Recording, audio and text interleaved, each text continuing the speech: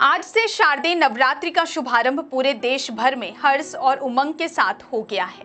रीवा सहित पूरे विंध्य क्षेत्र के देवी मंदिरों में सुबह से ही श्रद्धालुओं का सैलाब उमड़ पड़ा। भक्तों की आस्था का सबसे बड़ा केंद्र रीवा का प्राचीन और ऐतिहासिक रानी तालाब मंदिर बना हुआ है। लगभग 450 वर्ष से भी अधिक पुराना यह मंदिर रीवा राजघराने की परंपराओं से जुड़ा हुआ है और नवरात्रि के अवसर पर यहाँ विशेष धार्मिक आयोजन होते हैं। आपको बता दें कि रानी तालाब के पश्चिम तट पर स्थित मां कालिका मंदिर रीवा शहर की आस्था का प्रमुख केंद्र है। यह मंदिर केवल एक धार्मिक स्थल नहीं बल्कि एक सिद्ध पीठ है जिसके प्रति भक्तों की गहरी श्रद्धा है। मां कालिका की मूर्ति की स्थापना भी एक रहस्यमयी कथा से जुड़ी हुई है।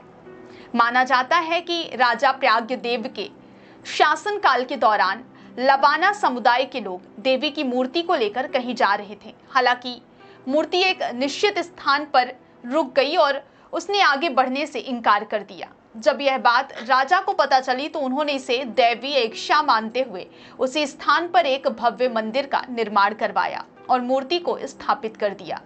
एक दूसरी कथा के अनुसार रानी अजब कुंवरी को सपने में मां कालिका के दर्शन हुए और उन्होंने रानी को अपने तालाब के किनारे अपनी मूर्ति स्थापित करने का निर्देश दिया। दोनों ही कथाएं देवी की शक्ति और उनकी उपस्थिति को स्थापित करती हैं। मां कालिका के मंदिर से जुड़ी कई रोचक कहानियां भक्तों की श्रद्धा को और भी गहरा करती हैं।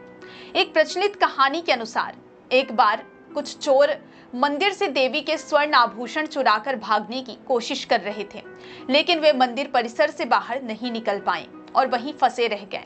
जब उन्होंने अपनी गलती स्वीकार कर माफी मांगी तभी वे बाहर निकल पाए। यह कहानी देवी की शक्ति और उनके आभूषणों की पवित्रता को दर्शाती है। यही कारण है कि आज भी आभूषणों को कड़ी सुरक्षा में रखा जाता है। इसके अतिरिक्त यह मान्यता है कि मां अपने भक्तों की सभी मुरादें पूरी करती है। मंदिर में दैनिक अनुष्ठान भी अत्यंत श्रद्धा के साथ किए जाते हैं।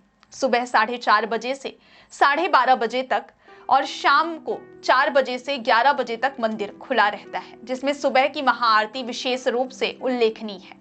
नवरात्रि का पर्व मां कालिका मंदिर का सबसे महत्वपूर्ण और भव्य आयोजन होता है। इन 9 दिनों के दौरान मंदिर परिसर में भक्तों का तांता लगा रहता है। सुबह 3 बजे से ही लोग दर्शन के लिए कतारों में लग जाते हैं। इस उत्सव का सबसे बड़ा आकर्षण देवी का स्वर्ण श्रृंगार है।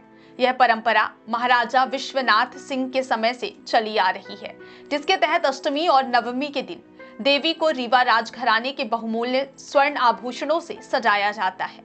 रानी तालाब मंदिर में पूरे 9 दिनों तक मां दुर्गा के अलग अलग रूपों की पूजा होती है और हर दिन माता रानी का विशेष श्रृंगार किया जाता है। परंपरा के अनुसार नवरात्रि के पहले दिन मां शैलपुत्री की पूजा होती है। इस दिन मां का श्रृंगार पीले और सफेद फूलों से किया जाता है, जिसमें शुद्धता और पवित्रता का भाव झलकता है। दूसरे दिन मां ब्रह्मचारिणी की पूजा होती है, जिनका श्रृंगार साधना और तपस्या के प्रतीक स्वरूप शांत और साधारण सजावट से किया जाता है।